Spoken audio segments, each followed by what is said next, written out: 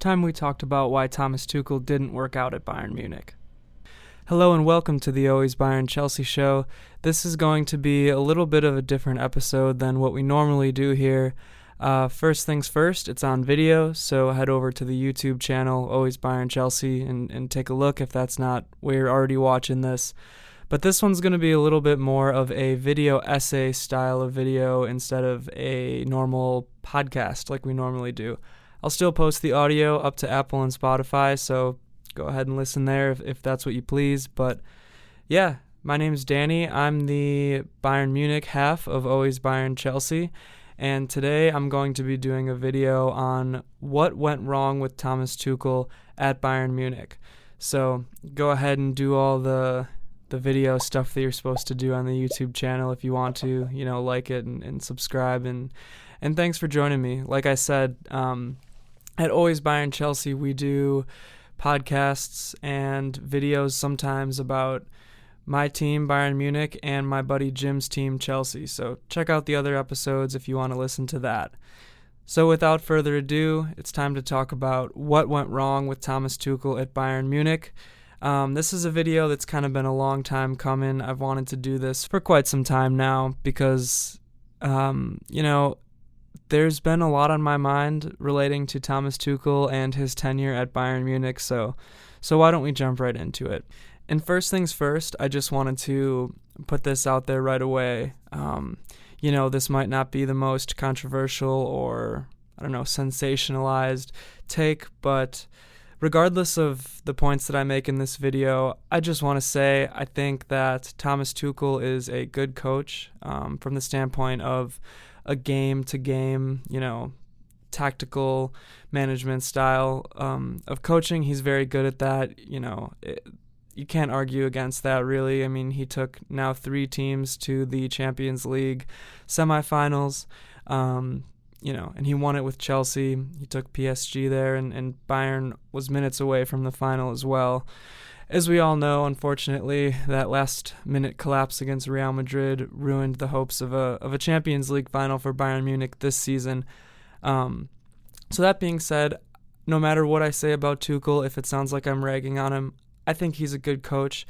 However, at the same time, I think that he was not the right fit for Bayern Munich. I think that he was not the right fit for Bayern Munich tactically. I think that he was not the right fit for Bayern Munich from a personality standpoint, and I think that, from a man management standpoint, that was one of the areas where he really struggled as well at the club. So I think to kind of start things off with those two seemingly opposable truths in mind, or at least I view them as truths, maybe you can make your own opinions or make your own decisions on that. But let's rewind the clock a little bit here, because I think you can kind of see this ever-changing wheel of coaches at Bayern Munich as a sign of things greater than one individual person, one individual coach. So looking back a couple years now, the last truly, successful, it's a relative term, coach you could point to at Bayern Munich would be Hansi Flick. And Hansi Flick ended up leaving the club, I would argue maybe a little bit early because of some disagreements with higher-up board members and management at the club. So Hansi Flick ends up leaving, and Bayern Munich goes on to hire Julian Nagelsmann, who at the time, and I guess still is now, now he's the coach for the German national team, was kind of a young gun, a young, seemingly talented genius, some might say, as a coach. And Nagelsmann was given a 5-year contract. He was meant to be this project coach, for the next couple of years to kind of usher Bayern Munich into the next era that the team wanted to go in, and the team wanted to kind of head towards for, hopefully glory. Unfortunately, that didn't work out. Nagelsmann was sacked very early on in his tenure, at kind of the first signs of things maybe not looking ultra successful like Bayern Munich was used to. So Nagelsmann gets sacked, and in comes Tuchel. And I think you can look at the early sacking, I would say, of Nagelsmann. One of the reasons for that was the board saw that Thomas Tuchel was available, and they were afraid that they were not going to be able to get him, if they waited much longer. Nagelsmann gets unexpectedly sacked, and in comes Thomas Tuchel. Thomas Tuchel comes in and ends up winning the Bundesliga in his first season, albeit not a very successful season from the standpoint of wins and points for Bayern Munich. However, he won the Bundesliga. He won that trophy. And part of the reason why Bayern Munich won that trophy that season was basically because Dortmund bottled it at the very end of the season. Bayern comes in and wins on the very last day. And whether you want to look at that as a successful season or not, I guess that's up to you, but that's kind of how things went that first season.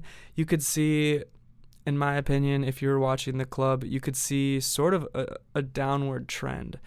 And that downward trend continued into Thomas Tuchel's next season as head coach, which would have been this last season that just happened, 2023 to 2024. So Tuchel starts this second season as head coach, and things aren't looking great. This downward trend potentially is continuing. And, they lose the German Super Cup to Leipzig in a match where Tuchel maybe didn't play the best players. That's what I would say. You could have your own opinion on that if you want to. But anyways, Bayern starts off the season, the 2023 to 2024 season, losing the Super Cup. They get bounced from the DFB Pokal early, which, again, potentially the wrong player choices were made by Tuchel in that match. They lose a match to a team that they should have beat, and now we're looking ahead at the Bundesliga. And in the Bundesliga season, Bayern Munich is winning matches, but not winning matches convincingly, not winning matches like you would expect them to win. And on the other side, Leverkusen is cruising. They're not losing. I guess I should say they are winning or drawing all of their matches. And they beat Bayern Munich pretty convincingly in the second half of the season now. They beat Bayern Munich 3-0, and the very next match Bayern plays is the Champions League against Lazio. They lose that first leg 1-0. And at this point, we're in February, and the board members decide Tuchel's getting sacked. He's going to stay on as the head coach, but he's going to be a caretaker.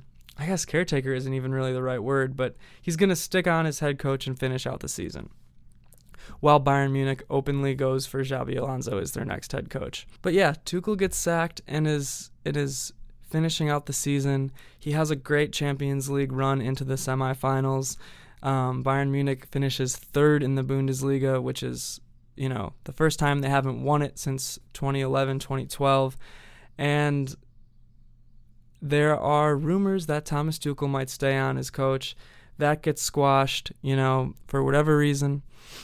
Disagreements on how long his next contract should be, maybe disagreements about the amount of power that he should have in the club, whatever.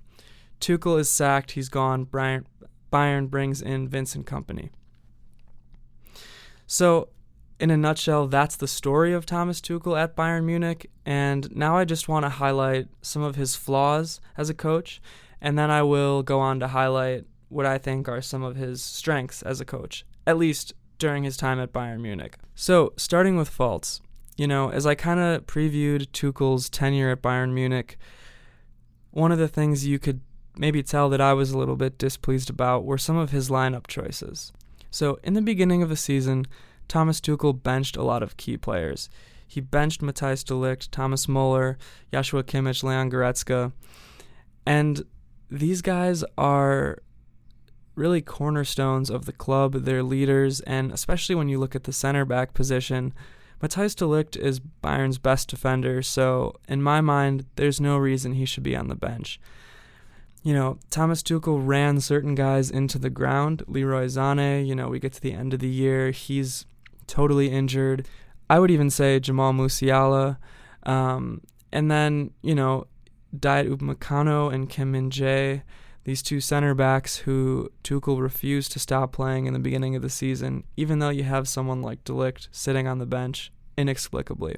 And so not only is Tuchel putting out these lineups that aren't necessarily Bayern's strongest lineups week after week, he's also publicly, through the media, throwing some players under the bus, openly calling for some players' replacements. I'm talking about Joshua Kimmich specifically. Then you get to a point in the season where either through poor performances from the players that you were playing or this plethora of injuries based off of a lot of things, but at least in part due to your player management style, you're forced to play these guys who, are clearly professional enough to handle this sort of thing, but you can't say that they're going to be excited to go out there and perform for you. Reports on losing the locker room are sort of hard to, characterize and hold any weight towards, but you certainly weren't doing yourself any favors in that sense. One more thing I wanted to add here would be the loaning of Stanisic to Bayer Leverkusen.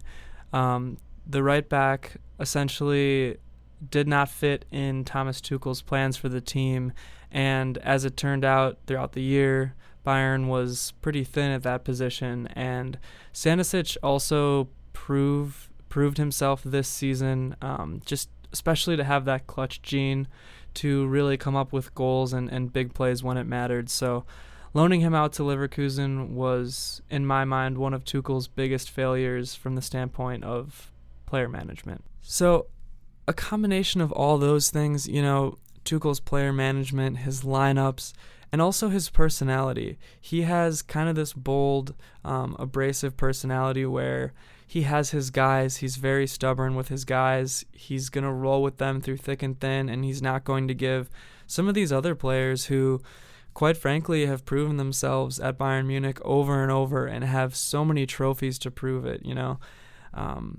guys who step up in the bright lights time and time again and win when it counts. He's not trusting these players, and that's a huge mistake, quite frankly. At a club like Bayern Munich, you have to deal with so many things in the locker room. The egos of certain players is one of those things. Now, just as important as talking about all of those things, I think, is mentioning that Tuchel's style just wasn't a fit for Bayern Munich. Bayern Munich has been known as being a German machine, an aggressive, especially under Nagelsmann and Flick, and that just isn't Thomas Tuchel's style. He wants to play a more passive, possession-based type of football where you kind of swing the ball around in this U-shaped formation, Tuchel ball. It's known as U-ball. And that just doesn't work out at Bayern Munich. You have these players, I've talked about it many times on this program, but you have a guy like Harry Kane dropping back and almost playing defense at times and assisting other players when he's the best goal scorer in the world, the best striker in the world, Because of his unselfishness, he's willing to do whatever it takes for the team. And obviously Kane still scores a ton of goals, which is a testament to him. I'm going to be making another video completely dedicated to Harry Kane and his brilliance, but Tuchel has this style of trying to play possession-based ball and then maybe eke out a goal here, eke out a goal there, and then just kind of lock down and play completely passively and just hold on to that small victory, or that small, lead, because it didn't always turn out to be a victory in the case of Thomas Tuchel. And while that sort of play actually ended up working out great for them in the Champions League, I need to give Tuchel his credit for that. It just didn't work in the Bundesliga, and it's not in the ethos of what Bayern Munich is. So after going through all these negative things and really taking down Thomas Tuchel and his time at Bayern Munich, I'd like to just end the video by talking about his strengths, the things that I thought he did well at the club, and the things that hopefully Vince and company and other coaches going forward can learn from. So to start, Thomas Tuchel truly did point out some flaws at Bayern Munich. He pointed out some flaws in their management. He pointed out some weaknesses in their lineup. or at least some spots where they're thin. They are thin in the midfield. They could use some reinforcement there. Now, the way he went about doing it maybe wasn't the best. Turned out not being the best for him as he ended up getting sacked. However, he did point out some real flaws in Bayern Munich. And moreover from that, he did deal with a seemingly toxic board. I could make a whole video about the board situation at Bayern Munich and the power players who aren't currently involved in the organization but still have such a huge say. There's a lot of cooks in that kitchen, and he had to deal with all of that. You can say he did it gracefully, you can say he did it not so gracefully, but it can't be easy for any coach to have to deal with that headache while trying to coach a team. So there were plenty of negative comments made about Tuchel, at especially inopportune times right before the Champions League semifinal against Madrid, and he had to do his best to just kind of suck it up and deal with that. I mean, that sort of thing couldn't be easy when you're trying to manage a club. And Tuchel had to deal with plenty of injuries, as I mentioned before. Bayern Munich was struck with the injury bug this season, and just the most important matches, Tuchel was going in with guys that weren't 100%, a lot of guys that couldn't even play, or you weren't sure if they were going to be able to play, hours before a match. So that can't be easy, and he even got a lot of key wins this season without some of his best players. There's a couple more strengths that I need to talk about relating to Tuchel's time at Bayern Munich, and one of those strengths was IDing and developing the young talent that is Alexander Pavlovic from the academy at Bayern Munich. And Pavlovic was kind of brought up last year by Tuchel and really showed signs before a couple of injuries and illnesses of really being the next great midfielder for Bayern Munich. Similar in profile to Toni Kroos, and I really don't say that lightly. So outside of Pavlovic, there's a chance that Zvanarek, who Tuchel pulled up at the end of the season as well and got some minutes at the very end of the Bundesliga season and looked good, quite frankly, there's a chance that he develops into something great too. And the other thing to mention too about Thomas Tuchel is that he was instrumental in bringing Harry Kane over to Bayern Munich. He was a huge part of that process. He was a huge advocate for Kane, and Bayern is obviously better off because of it, regardless of what those who might think that Kane is cursed might have to say about that. Tuchel was a big part in bringing Kane to Bayern, and he was also a big part in bringing Eric Dyer over to Bayern. And Eric Dyer, is the target for a lot of ridicule, certainly in the footballing world. But Dyer made a big impact for Bayern last year, and he really stepped up in a leadership role and just played solid when we needed him to. So Bayern fans can thank Tuchel for those things at least. And as I mentioned at the top of the video, Tuchel is a good coach for the one game, tactical battle scenario. If you want to put your blinders on and look at things strictly through that lens, the man's a good coach. I mean, as I said at the top of the video, he works his magic sometimes in these big-time bright lights, in these tournament matches. So I think that's going to about wrap it up for me here today. Thank you for listening. Thank you for checking out the Always Bayern Chelsea program. You can listen to other episodes, which, like I said, are more podcast format, more radio format than this one here. So, do all the things you're supposed to do if you'd like. Subscribe, like the video, maybe rate us on the podcasting apps. That would help us out a lot. That's all I got to say. Thank you for listening. Hope you'll join us on the next one.